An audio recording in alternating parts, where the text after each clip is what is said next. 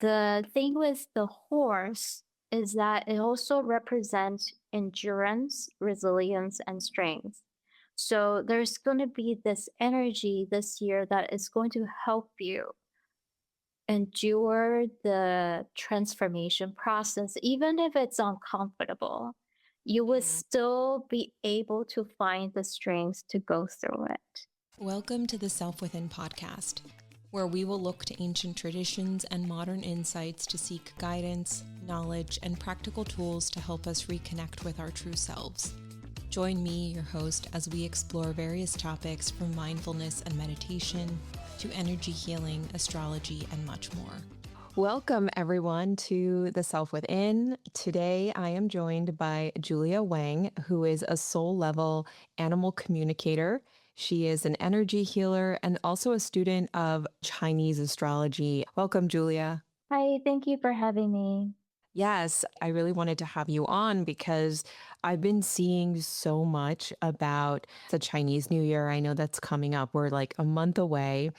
And I keep seeing all these pop ups around the year of the horse, the year of the fire horse, right? And I'm like, okay, I want to know more about what this means, either at the collective level or even at like a personal level. What should people be keeping an eye out for or just paying attention to, I think, as we head into this year, right? We're still pretty early into the year. So I would love to just get into this topic with you. Yeah, because I come from a Chinese background, so I am excited about New Year's every year.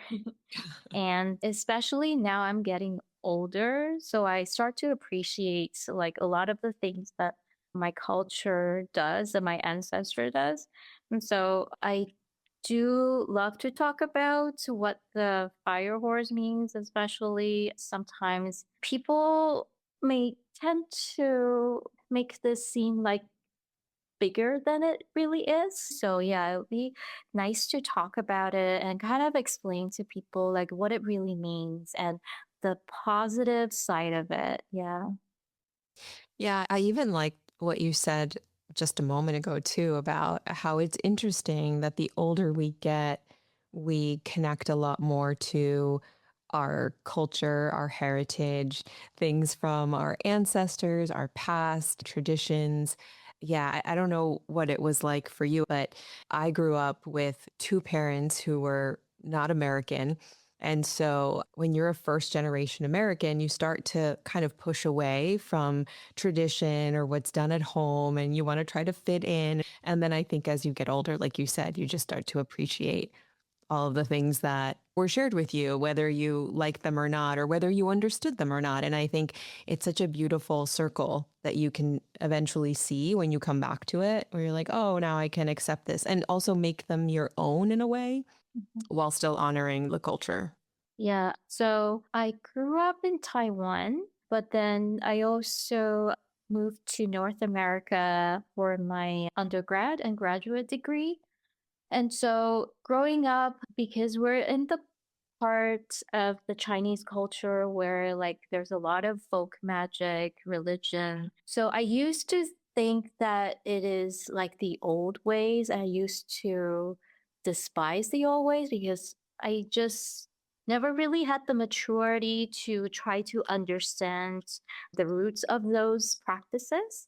And I just feel like it's superstition, and Mm. so when I came to North America, I just feel like I want to embrace like modern culture, and then like the modern technology and stuff like that.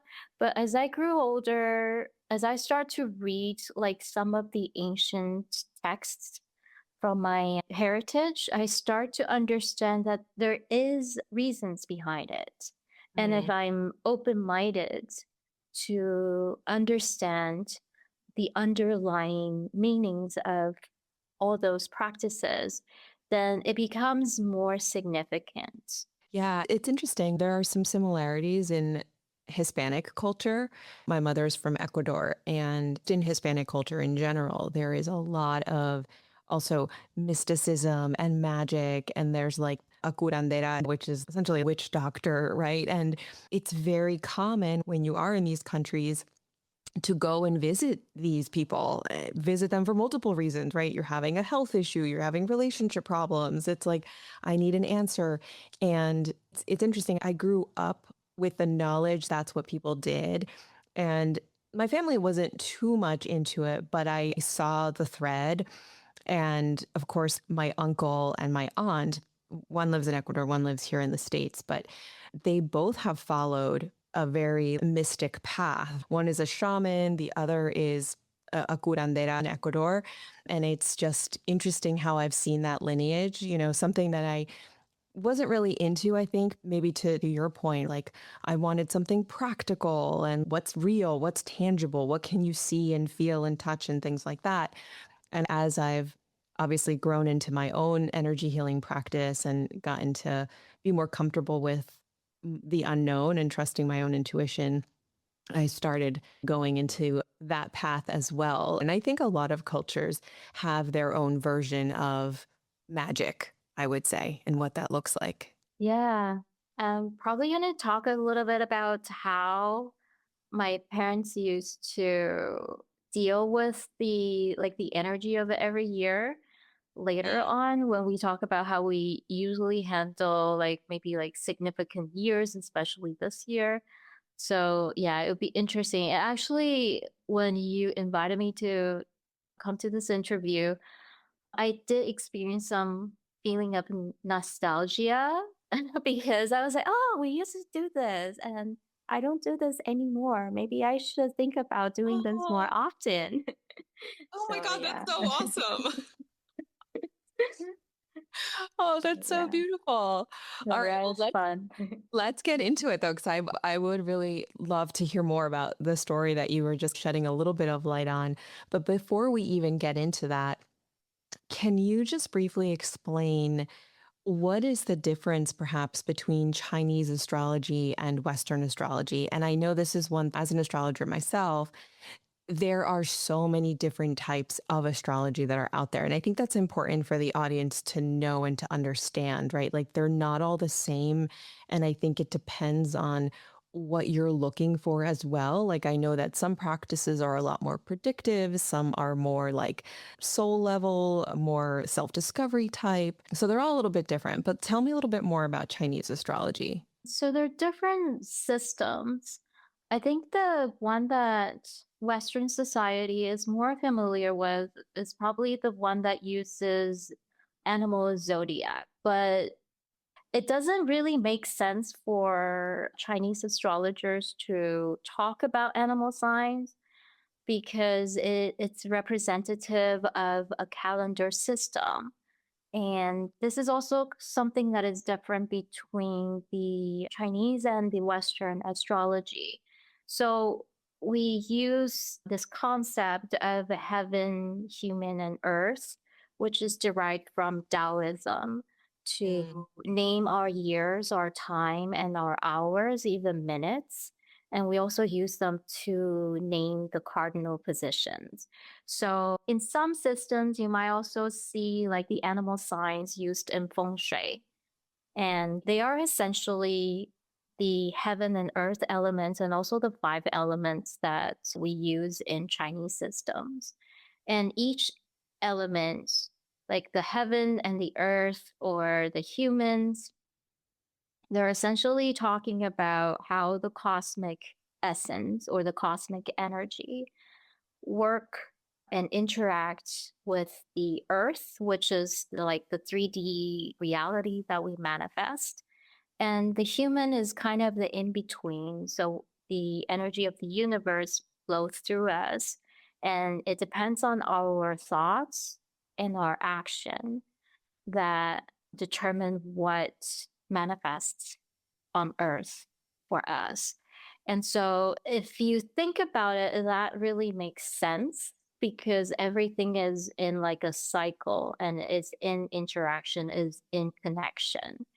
And we use the yin and yang for the heaven and earth components to name the calendar system. We have like the 10 heaven components and also the 12 earth components, and we use them to create different years. There's different names for each year. So, for example, this year is the fire horse. Next year, it would be the fire sheep. And so each year has a different name. And then they form like this 60 years and they run in cycles. So every 60 years, you would see fire horse come back again. So that's one thing. And also the use of a yin and yang and the five elements. That's probably not in Western astrology. There's also the difference in the stars. So we don't really use planets. We use stars and constellations, yes, but we don't really see planets as an important component in predicting and observing the energy of the universe. And we don't really use the stars, and they do map to actual stars in the space, but we don't really study their positions, like their positions. And like when Western astrology, they talk about like, oh, this is in conjunct with whatever Oh, yeah, yeah, stars and right. planets. Yeah, I don't think they have a significance, at least in my branch of Chinese astrology, which is the Purple Star or the North Star. We don't really use that. It's not really Mm. significant for us, but you can still get accurate predictions about the future. So that's an interesting thing that I've observed. And then also the sun and the moon seem to be very important in Western astrology. Right. But in Chinese astrology, they do have significance, but their significance is not on par with all the other stars. So that's Mm. also something that's very different. But I think there's a underlying similarity. It's really just studying the how the cosmos interacts with the energy on earth and the collective. And it's just a different perspective at looking how this interaction unfolds in our reality. Yeah. Mm. So the year of the horse, what does this actually mean? So this year, in terms of the fire, the first fire would be like the heaven component of this year. And it's actually yang fire. So it's more masculine. The horse component of this year is the earth component. And the element is also fire. And it's Mm. also masculine fire. So you have double masculine fire this year. Right. Right. So that's what it means when people say, like, because fire energy is already like associated with light, with like shedding light on shadows or like rapid, speedy movement, or, and it's good for manifestation. Fire is also associated with vitality, strength, and power. So you can think there's a lot of like everything is double. The good side of fire and the bad side of fire, which is usually about like destruction. Yeah. And conflict and heating things up. So that's like the negative side of it. So that's what the year of fire horse mean, right? So success and versus destruction. And when you think about it, you do need to destroy a lot of obstacles in order to achieve Yeah. success. So they kind of work together. There is interconnectedness in this concept. Yeah. Mm. Yeah, I like that you said that, although it can be scary to burn things down or to destroy things if you're not fully ready or if it comes out of nowhere or if just something you weren't really expecting. At the same time, I think some people thrive with destruction and then that encourages rebirth and new growth. So, yeah. Yeah. And I think it's also important to realize that these things don't just happen all of a sudden.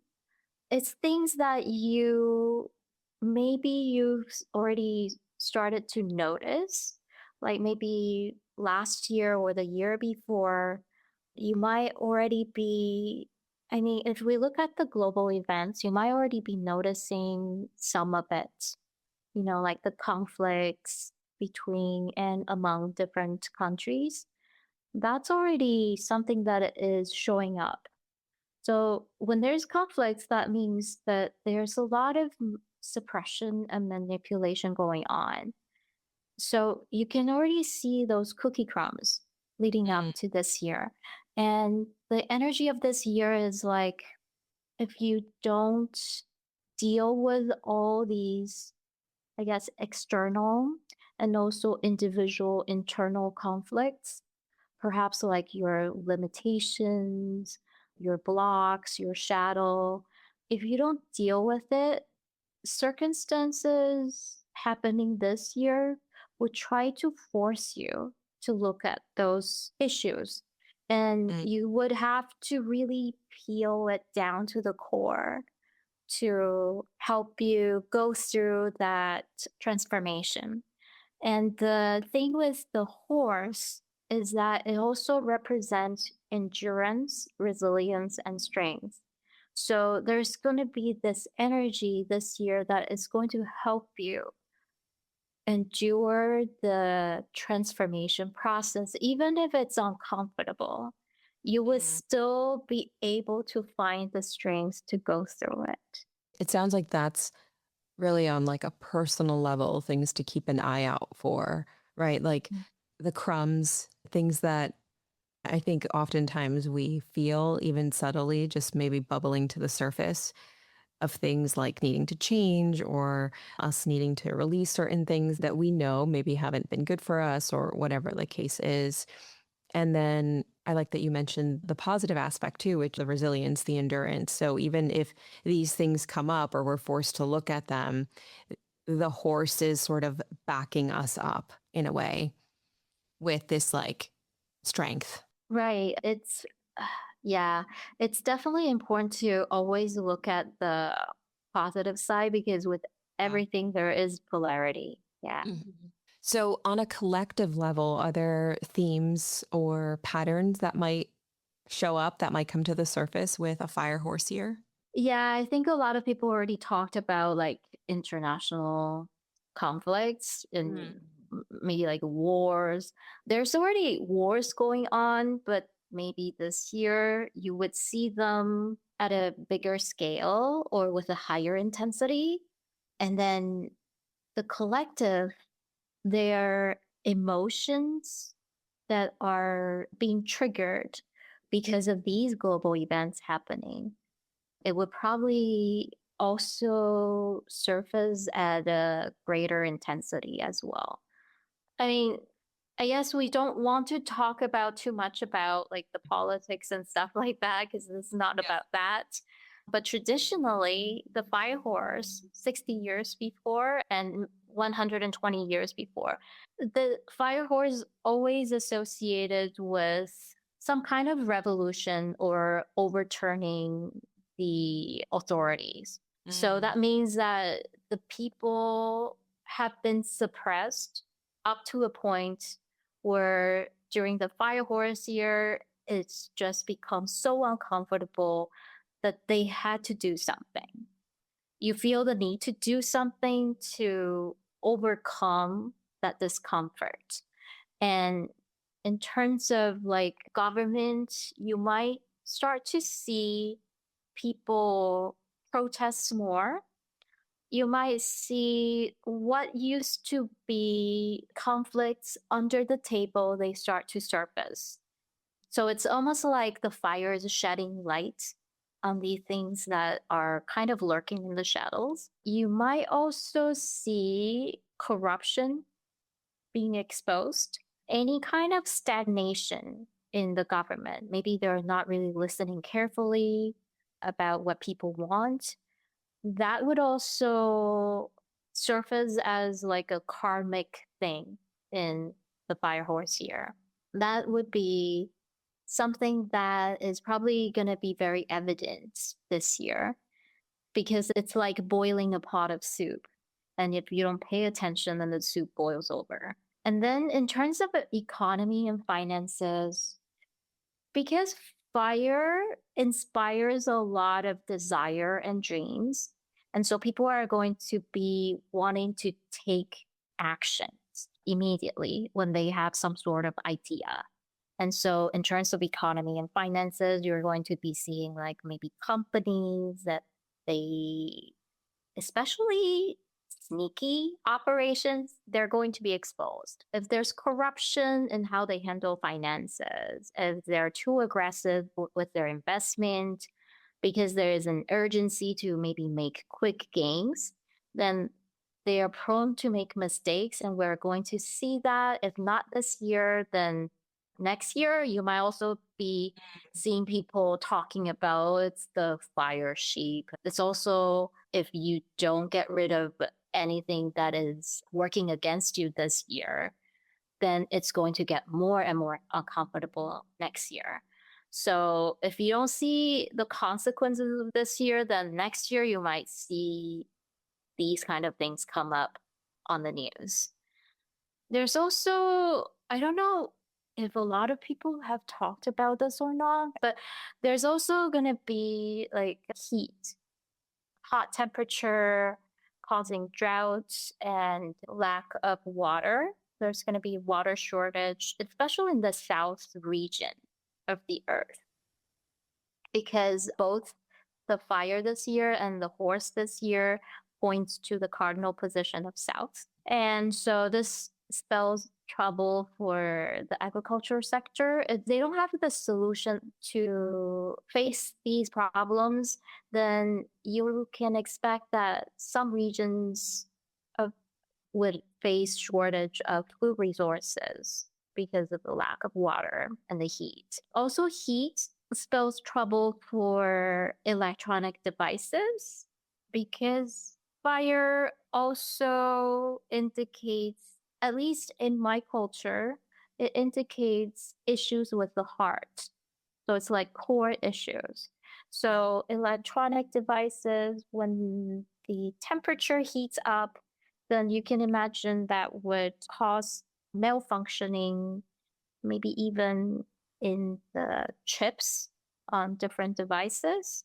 So you might see people start to experience issues with their electronic devices already. Because even though we're not officially in the fire horse yet, but usually you would experience the energy coming in transition with the previous year, like 2, 3 months prior.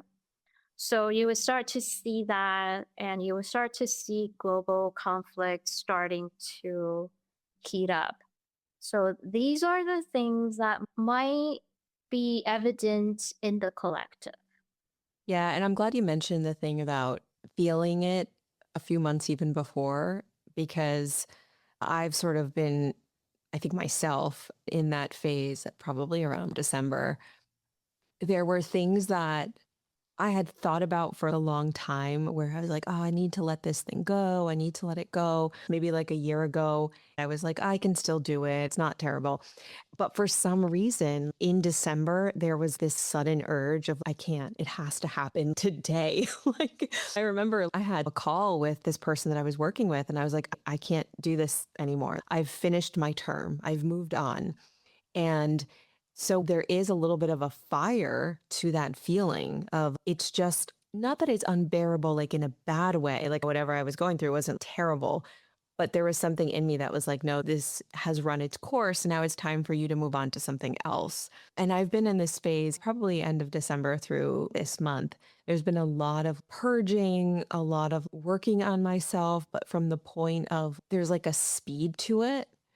But I also know that we are entering a new year, and there are several new years. And that's the funny thing, too, because I saw this somewhere where, like, you have the Gregorian calendar starts on January 1st. Then you have the Chinese calendar, which starts on February 17th this year. And then you have your astrological calendar, which starts in March, with Aries being the first sign. So there are so many different starts in the year that you can really think about. And of course, I'm sure there are so many others I'm not mentioning, but those were the three that came up in something that I was reading. And I thought, oh, there are many things that in a way push us or prompt us to rethink where we are. Even seasons have a particular start. We can think of spring as like the rebirth of whatever we're in, right? So Anyway, I thought it was interesting what you were saying, how we can feel these things even before. And it's good that you're already aware and you're working through it. That means you're fully prepared and you can help others go through it. Yeah, exactly. I mean, I'm trying to work on it. But it is crazy how there's a speed to it, right? And that's the danger of fire, right? There's a pro and the con to the efficiency and the quickness. Sometimes you have to slow yourself down and make sure you're making the right choices. And it's very difficult not to speed things up because you're seeing other people taking actions. Mm. So you feel like, oh, I'm experiencing FOMO and I Oh, cannot yeah. miss out on this. And so you take actions before you have taken that pause to think it through so that then you make mistakes and then you have to suffer the consequences of your mistakes. Yeah. Mm-hmm. Yeah. So, what's the best way to actually work with the energy of the fire horse this year? Knowing what we know, knowing what you just shared, any advice or tips that you might have? So I guess, of course, there are going to be some global events happening that would trigger some people because at the individual level, we may not be able to make great impacts on how global events are happening. But then you can definitely work on yourself and try to come from a place with more compassion and neutrality. So if we look at the individual level, what you might experience is a lot of emotional distress from different areas of your life. And particularly, this would manifest for most people in relationships. And when say relationship, it's not just about like your intimate relationship with your partners, your girlfriends or boyfriends. It's also like family, your friends, your coworkers, your relationship with your boss if you are employed. So you would have opportunity to re-examine the nature of these relationships. If they are toxic, if you have been playing yourself small because whatever limitations that you have and believe about yourself, then you are going to see more unease and discomfort in these kind of relationships. If you've been sneaky with your relationships, perhaps you've been having affairs, you've been, I don't know, doing something sneaky for your work, Yeah. then it's people are going to be able to find out. If you've been able to get away with it before this year, then you have to really stay away from either sabotaging yourself or sabotaging others because this is a year of awakening. So people are going to be able to see what you're doing. And if you've been allowing others to manipulate you, gaslight you in your relationship, then people are going to take advantage of you even more this year. So you don't want to allow that to happen to yourself because especially this year, the energy also is associated with things that are more drastic. So you have to work on yourself to find how to responsibly take care of yourself so that you can filter out what is not serving for you anymore in your relationship. And then also, again, besides the emotional health and the mental health part that's indicated by the fire horse, there's also the physical part, which is, as I mentioned before, fire horse, you want to be more aware of issues with the heart. So, like cardiovascular issues, inflammation, disease of the blood, you want to be, if you're already maybe at a higher risk of this kind of health issues, then you want to be more aware and take better care of your body. And then there's also the risk with your finance, your business dealings. So be very careful about taking actions. I'm not saying that you don't want to take any actions, but you want to be very careful, be mindful of what you're doing and what you really want. What is the true intention of your actions?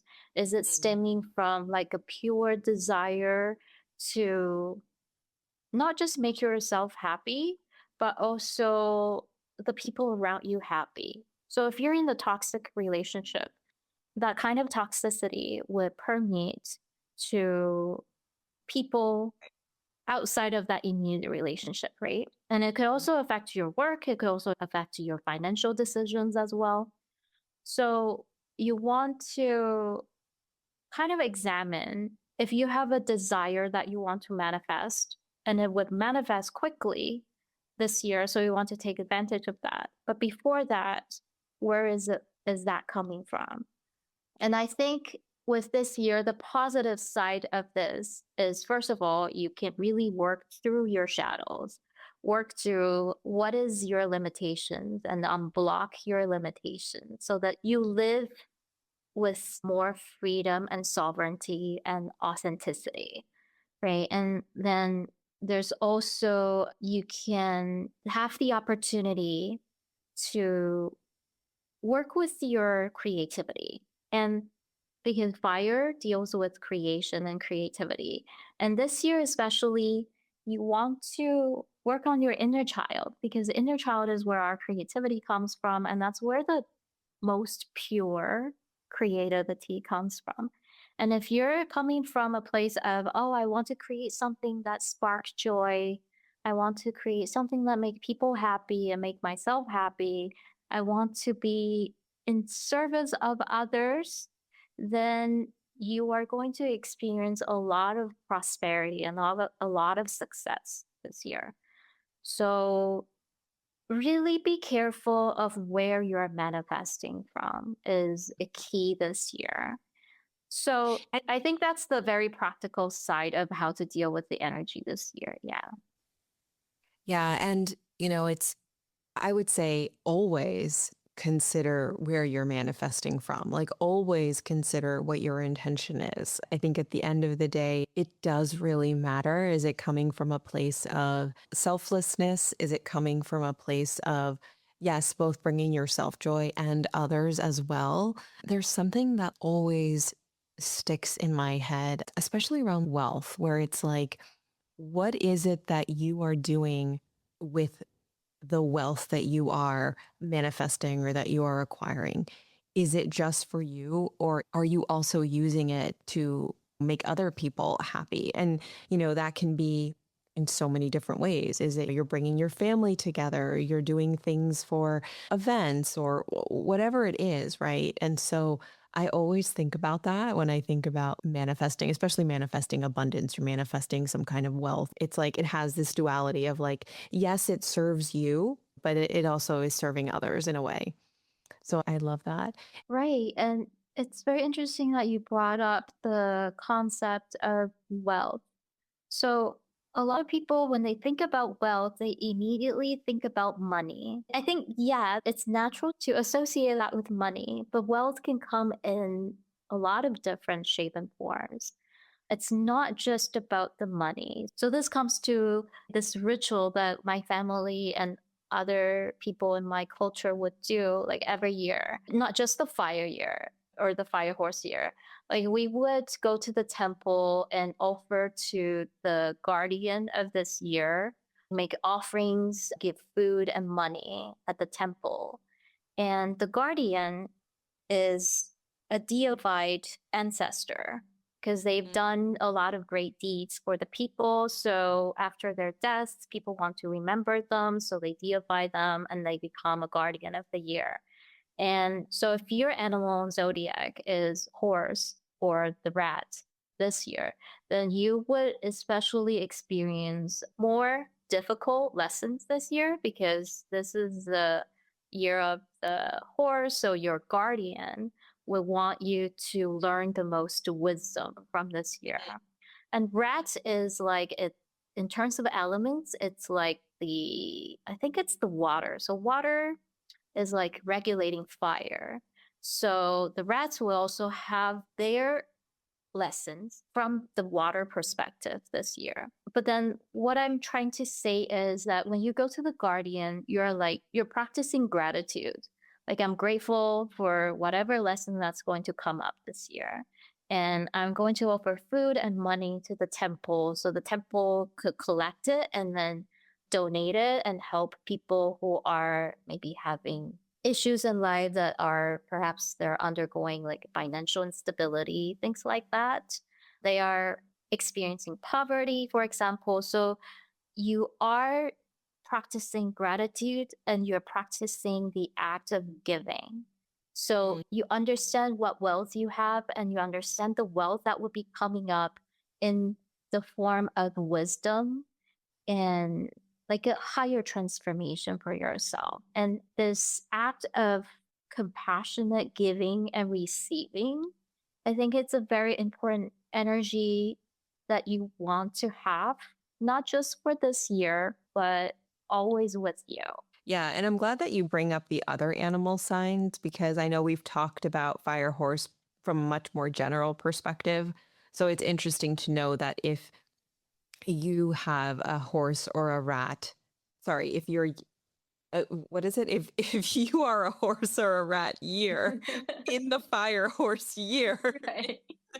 it's going to be a little bit more difficult. And so, just to say that I think depending on whatever your animal sign is, so for example, I'm tiger, so I'm 1986, which I think is Oh, tigers. then you work with horse. Your Oh, element do works I? with horse. Yeah. So you would have more gentle lessons this year. Oh, good. Oh, that's good.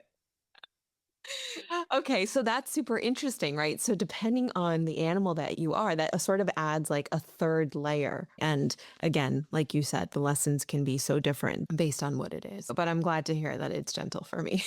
But that also means that you have more space for other Mm. people, right? Yeah, it's funny because last year I remember like being really excited about the new year.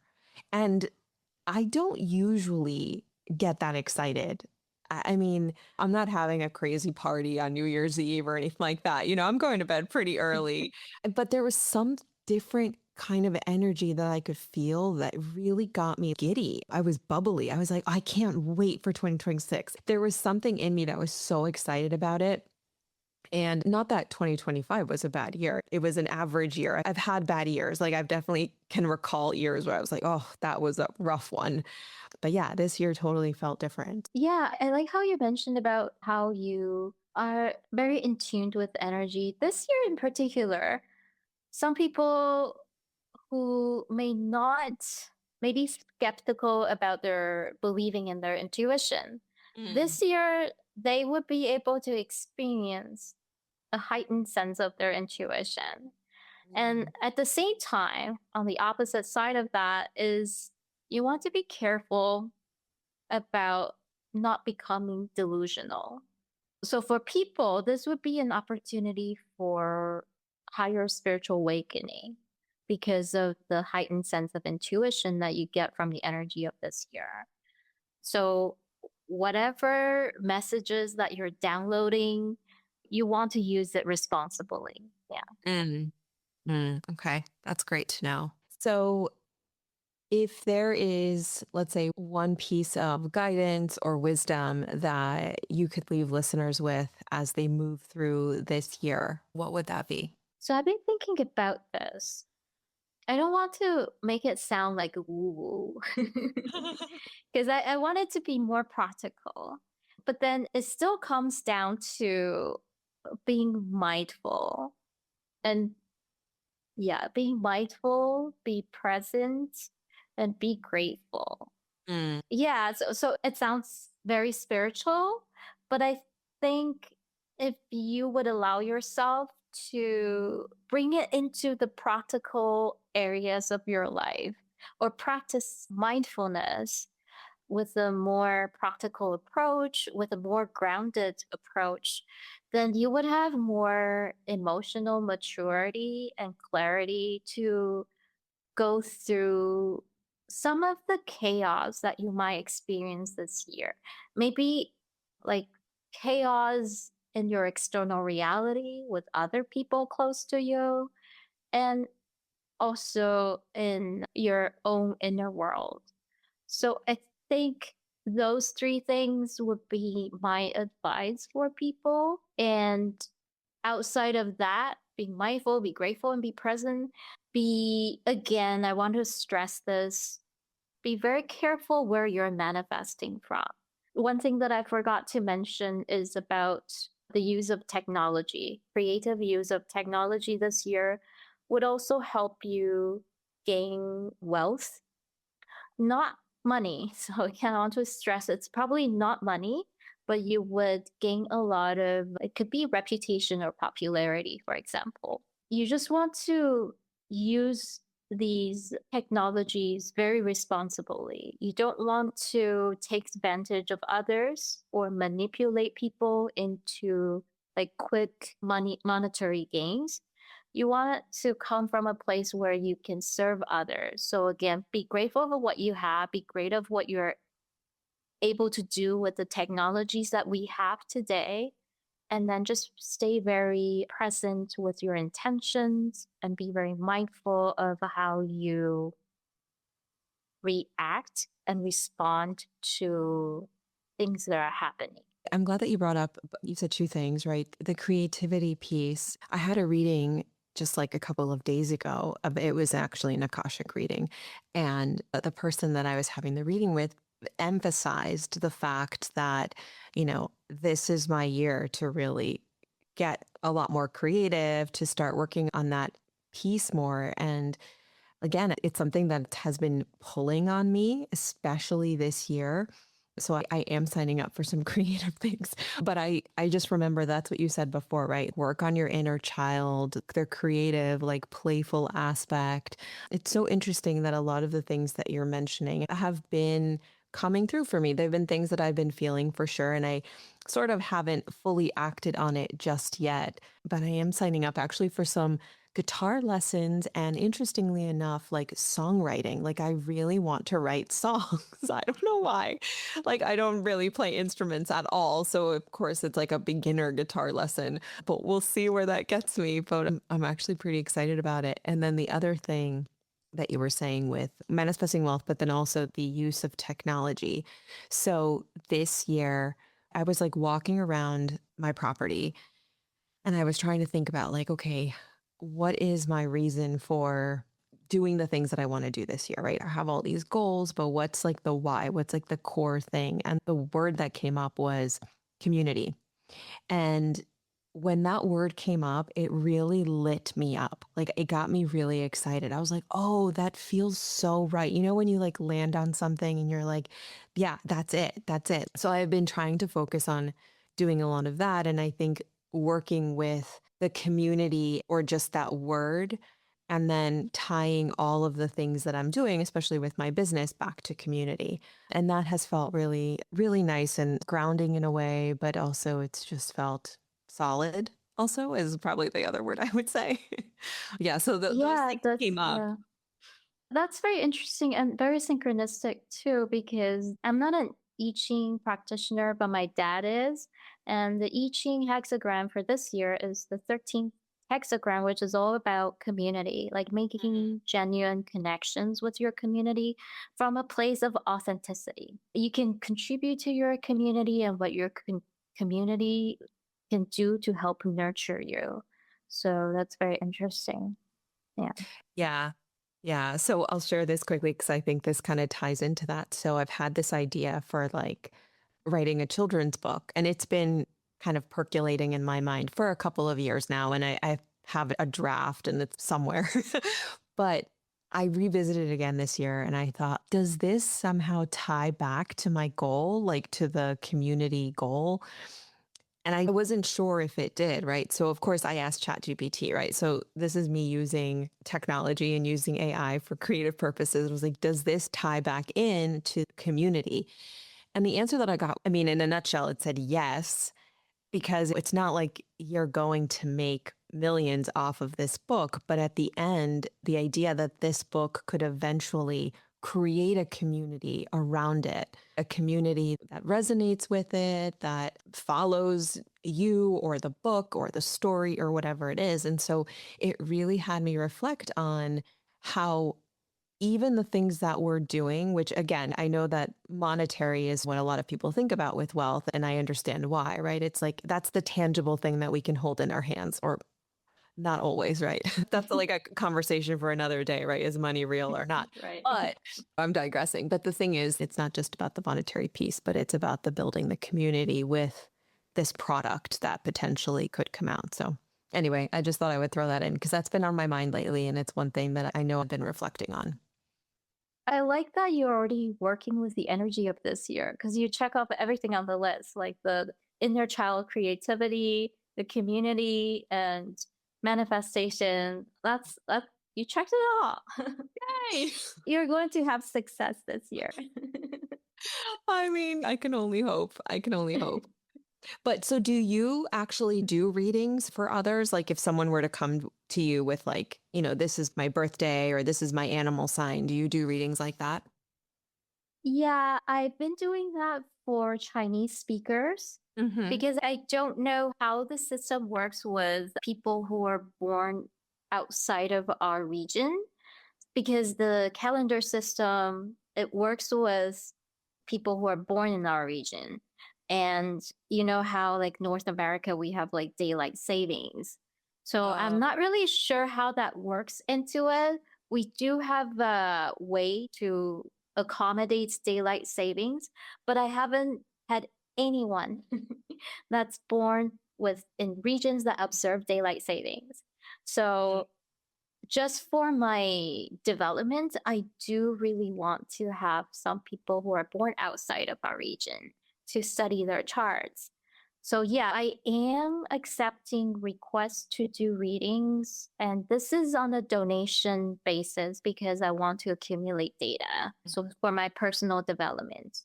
So, it would be great if people would want to participate in this. Yeah. Awesome, awesome. And I know that you do so many other things, and I know I briefly mentioned it in the intro, but what else can people come to you for? So I do soul level animal reading. It's different from the general animal reading because I talk to the animals at the soul level to figure out what they are working with you to help you work through your own limitations. So these are things like not good enough, I don't deserve, I'm not worthy, things like that. So you might not think that animals our ascended masters. But I think they are because at the soul level, you can think of them having signed that soul contract with you to help you with this lesson in this lifetime. So that's why they're in your life not by coincidence, but they're meant to be in your life to work through these lessons with you. So I can just briefly talk about what happened to me recently. I used to have two cats, and recently we lost one to acute renal failure. And so I've been really paranoid about what I'm feeding my remaining cat. He's never a picky eater, but he starts to not want to eat his usual treats and food. And so it kind of made me more anxious and I started to like switch food around and I was just very nervous about it. And then I realized, oh, I am a soul level animal communicator. Like, why am I not reading my own issues? So I talked to my cat at the soul level and he's like, there's fear in the food. I don't want to eat it. So I realized, okay, so it's because I have this guilt that I have not processed through. I feel it's my fault. And so when I feed the food to him, it's not because I am wanting him to be healthy, but it's more like I am avoiding to process this fear. And what is underneath that fear is it's like I'm not good enough. That's why I lost the cat to renal failure. And so it's like self blame and it's not healthy for my body. And so I worked on this homework with my cat.